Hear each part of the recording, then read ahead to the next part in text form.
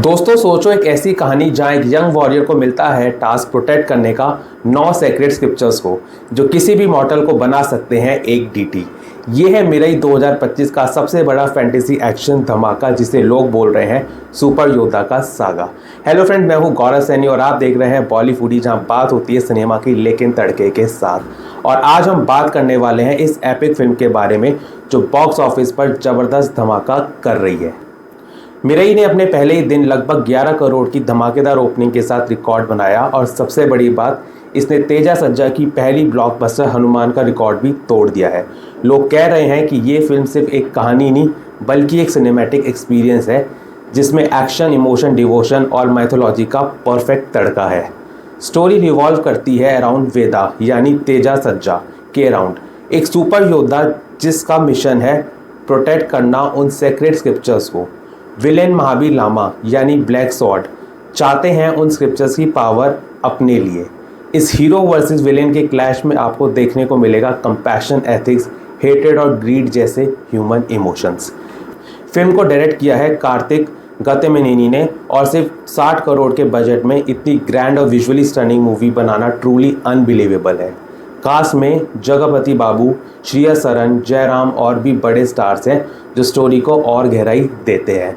और अब बहुत जल्दी मैं आप लोगों के साथ शेयर करूंगा public feedback about this movie. Sir, कौन सी मूवी लेकर आ रहे हैं? मेरा है। कैसी लगी मूवी? मूवी बहुत अच्छी थी। क्या अच्छा लगा मूवी में? मैं एक बात बोलना चाहता हूँ, जैसे बाहर के जो मूवी हाउसेस होते हैं, जैसे मार्वल कॉमिक यूनिवर्स है, डीसीयू है, डीसी एक्सटेंशन यूनिवर्स है, हम यंगस्टर्स क्या करते हैं, वही मूवीज़ देखते हैं। क्योंकि हमें उसके एक्शंस, उसके ग्राफिक्स पसंद आते हैं। अब उन लोगों ने ये कॉन्सेप्ट कहाँ से उठाए हैं? हमारे ग्रंथों में से, हमारे वेद में से उठाया है। जैसे डॉक्टर स्ट्रेंज के जितने भी मंत्राज हैं, वो जैसे उनका नेपाल का सीन दिखाते हैं, सब कुछ कहाँ है? हमारे वेद में से। मल्टीवर्स का कॉन्सेप्ट हमारे वेदों में से है। तो हम अपने कल्चर पे ही अगर मूवी ज़्यादा बनाए, जैसे मिराई थी, तेजा की जो प्रीवियस मूवी थी हनुमान थी, अब आने वाली नेक्स्ट मूवी है जय हनुमान, तो ऐसी मूवीज़ अगर और आए तो हमारे यूथ को पता चलेगा, जिन्होंने ग्रंथ नहीं पढ़े, जिन्होंने वेद नहीं पढ़े, तो उनको पता चलेगा कि एक्चुअल कॉन्सेप्ट्स कहाँ से उठाए गए हैं, हमारे कल्चर में से उठाए गए हैं। और उसका बेनिफिट कौन ले रहा है? बाहर के पब्लिकेशन हाउसेस ले रहे हैं। और इंडिया में यही चीज़ मैं कहता हूँ, और ज़्यादा से ज़्यादा मूवीज़ इन पर बननी चाहिए। और कंट्रोवर्शियल है, बट ट्रुथ है कि साउथ ज़्यादा प्रमोट करता है इस चीज़ को, बॉलीवुड कम करता है। मेरा ओपिनियन ये रहेगा, बॉलीवुड भी अगर जैसे धर्मा ने पब्लिकेशन हाउस ने भी प्रमोट करा इस मूवी को, तो इसका इम्पैक्ट और ज़्यादा बढ़ा। तो ऐसी और मूवीज़ भी प्रमोट होती रहनी चाहिए। 5 में से अगर रेटिंग देनी हो तो कितना दोगे? 5 में से मैं 5 ही दूंगा, क्योंकि ऐसी मूवीज़ बहुत ही रेयर बनती है और बननी भी चाहिए। टोटल एक्शन है इसमें, ड्रामा है, पूरा स्टोरी लाइन बहुत अच्छी है, डायरेक्शन भी इवन मूवी की काफ़ी अच्छी है। Thank you, welcome. Second time. हाँ, पहली पसंद आ गई? बहुत ज़्यादा पसंद आई यार, मतलब ऐसी पिक्चरें तो और बननी चाहिए। क्या सबसे बढ़िया चीज़ लगी मूवी के बारे में? जो रूट्स और कल्चर से इसको जोड़ा गया है, जो आजकल के यूथ को सीखना चाहिए, जो उनको पेशेंस की कमी हो गई है उन लोगों में काफ़ी, तो काफ़ी एक अच्छा मैसेजिंग रहेगा। एक थोड़ा धर्म से जुड़ेंगे ये फिल्म देख के। आपको लगता है इस मूवी के बाद जो तेजा सज्जा है वो अब पैन इंडिया एक्टर बनने वाले हैं? उन्होंने तो लास्ट फिल्म भी जो हनुमान के ऊपर करी थी वो भी बहुत तगड़ी थी, ये वाली भी तगड़ी। अभी इसका सीक्वल आ रहा है, वो भी अच्छा रहेगा। तो उनको तो मतलब रिस्पेक्ट बढ़ गई है उनके लिए। बॉलीवुड को सीखना चाहिए। अच्छा, ये हमेशा से ही देखा जाता है, लोग ना कंपैरिजन करने लग जाते हैं कि बॉलीवुड को ऐसी मूवी से कुछ सीखना चाहिए, साउथ से कुछ सीखना चाहिए। ये कंपैरिजन आपको लगता है जायज़ है? बिल्कुल जायज़ है। बॉलीवुड क्या भरोसा रहा है, सैयारा जैसी, अब मैं बोलना नहीं चाहूँगा, लेकिन यार ऐसी फिल्म दिखा रहे हो आप जिसका कोई सेंस नहीं बन रहा है। भाई ठीक है, एंटरटेनमेंट होता है, लेकिन देखो इन्होंने भी कितने अच्छे तरीके से एंटरटेन किया है। फनी सीन्स इसमें भी थे, तो आप इस तरीके से कुछ दिखा सकते हो जिससे आदमी एंजॉय भी करेगा और उससे कुछ सीखेगा भी। सर, मैं आपकी टी शर्ट पे ये ऑपरेशन सिंदूर देख रहा हूँ और बाई चांस आज इंडिया और पाकिस्तान का मैच भी है, बहुत लोग इसको बाइकआउट भी कर रहे हैं, तो कुछ कहना चाहेंगे? मैं बिल्कुल बॉयकॉट नहीं कर रहा, मैं तो समर्थन करा इस इंडिया पाकिस्तान मैच का। उल्टा मेरा तो बोलना ये है कि हर जगह पेलो पाकिस्तानियों को। क्रिकेट में वहाँ भी पेलो, वहाँ पे ओलंपिक्स आएंगे वहाँ भी पेलो, क्यों छोड़ना है कहीं पे भी यार। सेना ने मिसाइल मार के बदला लिया। यहाँ पर हमने विकेट भी 9 ही ली पाकिस्तान की, 9 ठिकाने उड़ाए थे पाकिस्तान में, पर आज विकेट भी 9 गिरी। तो अच्छा है यार, मतलब होना चाहिए, कोई इशू नहीं है उसमें। और मेरी मूवी को 5 में से कितनी रेटिंग देना चाहेंगे? 5। बहुत ही अच्छी है, बहुत ही अच्छी CGI की हुई है, और मतलब ऐसा लग रहा था कि रियल कुछ हम देख रहे हैं, रियल इमेजरी पिक्चराइज हो रही थी। इनफैक्ट जो लास्ट की जो सीन्स थी जहाँ पे श्री राम आए और जो इमेजरी क्रिएट हुई, आई थिंक वो तो गूज़बम्प्स क्रिएट करने वाली थी। मतलब दोनों ही पॉइंट ऑफ व्यू से, जो स्टोरी बता रहे थे आप और जो स्क्रीन पे दिख रहा था जो, तो वो दोनों ही, मैं उस पर तो 10 on 10 है।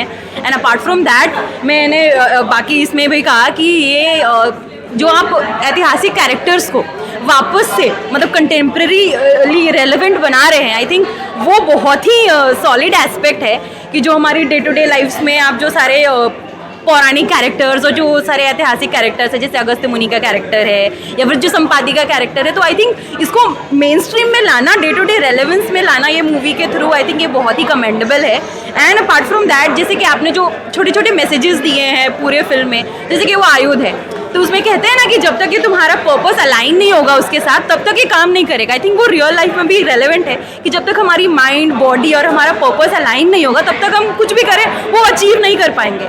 एंड उसके अलावा जो हमारे ग्रंथ्स वगैरह थे, तो वो भी है कि ये सारे एलिमेंट्स मिलके एक सुपर पावर क्रिएट करते हैं। जैसे कि हम पंचतत्व के बारे में बात करते हैं, डिफरेंट एलिमेंट्स के बारे में बात करते हैं, तो आई थिंक मेरे हिसाब से तो ये जो हमारी जो संस्कृति है, हमारा जो इतिहास है और हमारे जो सारा थॉट प्रोसेस है, फिलोसफीज है, जो वैल्यू सिस्टम है, जो स्कूल ऑफ थॉट है, उसको मेन स्ट्रीम में लाने का काम बहुत अच्छा किया है टीम फिल्म वालों ने।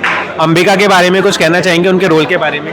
आई थिंक अंबिका का रोल वो एक पर्सोनिफिकेशन है, बहुत ही पावरफुल रोल है, और एक वो जो हमारी मदरली इंस्टिंक्ट्स का वो पर्सोनिफिकेशन है कि कैसे एक, मतलब हम बोलते हैं ना, ऑल्दो मतलब ठीक है वो माँ को सिर्फ त्याग से एसोसिएट नहीं करना चाहिए, बट हमने टाइम टू टाइम हमेशा देखा है कि एक पावरफुल मदर ही एक पावरफुल वॉरियर को चाहे को जन्म देती है, हमेशा पूरे ऐतिहासिक रूप से हमने देखा है। और मेरे लिए वो वही एक सिंबल है वो त्याग का, कि वो एक पावर का, जननी का, कि जो पूरे योद्धा और जो इस करेज को जन्म दे रही हैं वो। आपको लगता है यूथ को ऐसी मूवीज देखनी चाहिए और उनको पसंद आएंगी?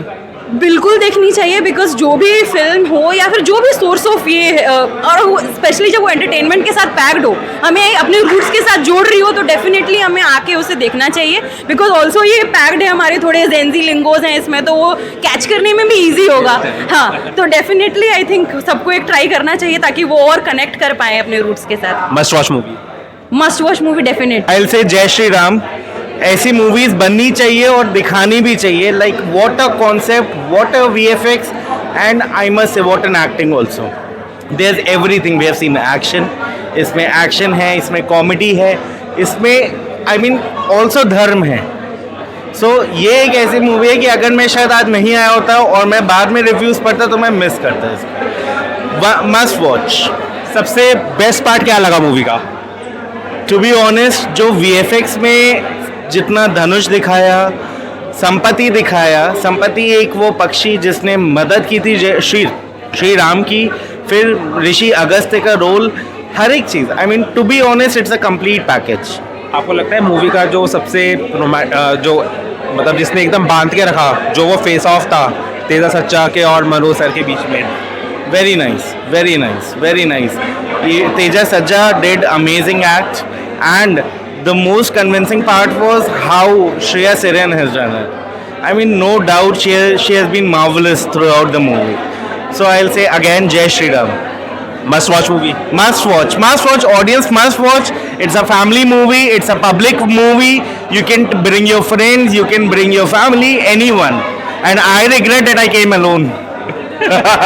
Thank you sir. Thank you so much. बहुत ही ज़्यादा रिलेटेबल है, मतलब बहुत फन एलिमेंट्स भी हैं, स्टोरी मतलब इंटैक्ट रखने वाली है कि आप जुड़े रहेंगे स्टोरी से। और मतलब सबसे बड़ा जो ऐसे चेक मोमेंट आता है वो लास्ट में आता है, जब वो राम जी के साथ रिलेशन होता है, and that is the most powerful scene I would say, मतलब everybody will say. Story line या VFX क्या ज़्यादा अच्छा लगा?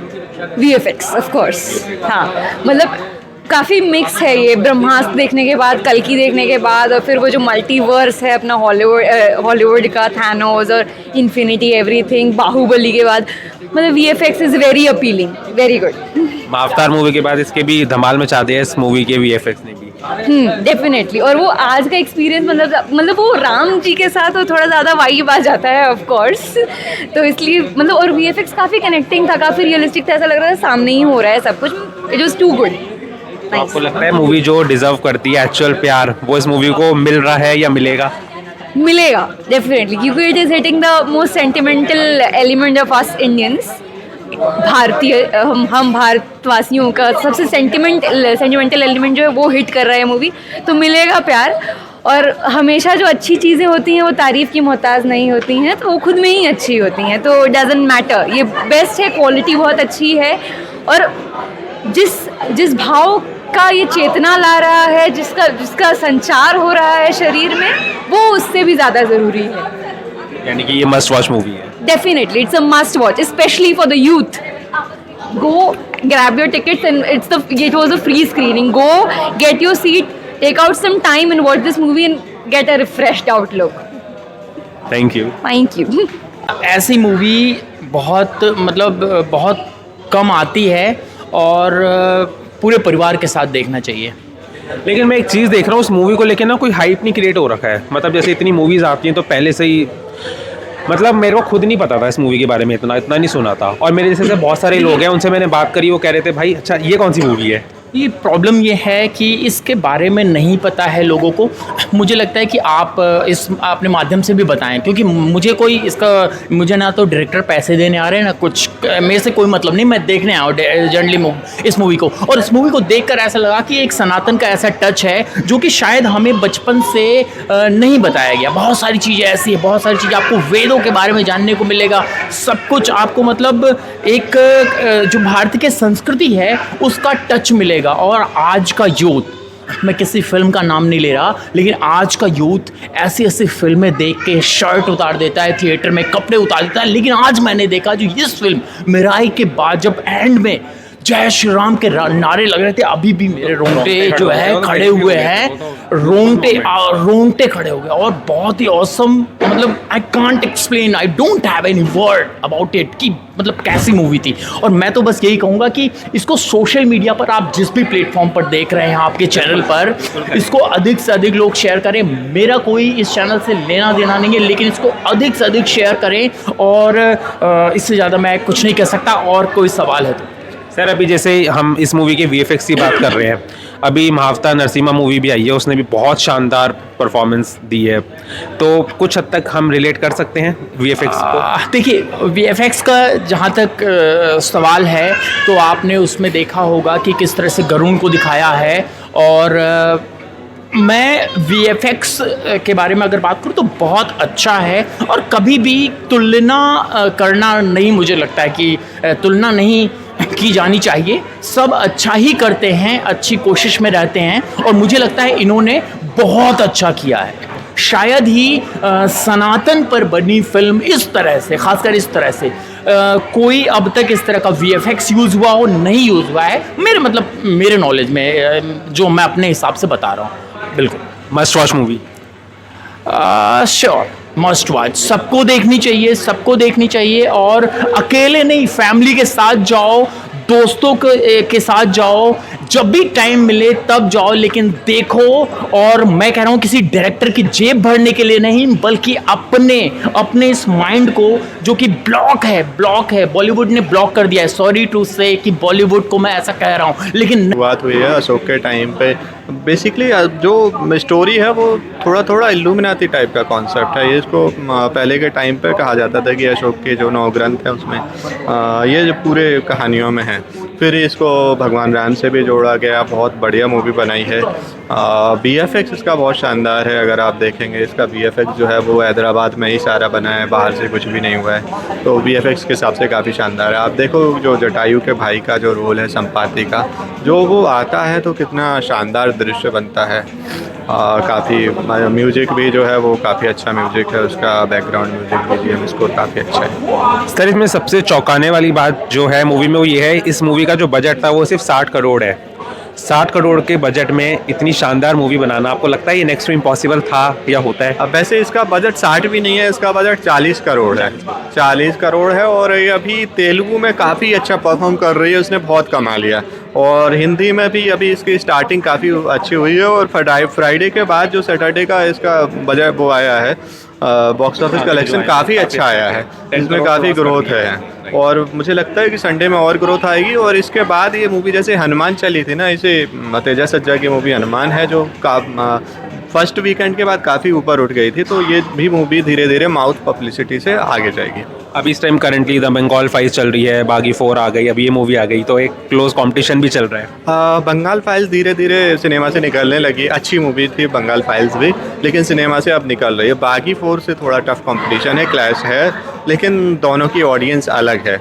देखो वो बड़े बजट की मूवी है बागी 4, उसकी ऑडियंस अलग है, लेकिन उसकी ऑडियंस ये भी देखेगी। मसाला मूवी है वो, लेकिन ये रिलीजियस मूवी है, इस टाइप की मूवी कम आती हैं, क्योंकि बॉलीवुड में तो कोई व्यक्ति कोई प्रोड्यूसर इस चीज़ पे खर्च ही नहीं करता।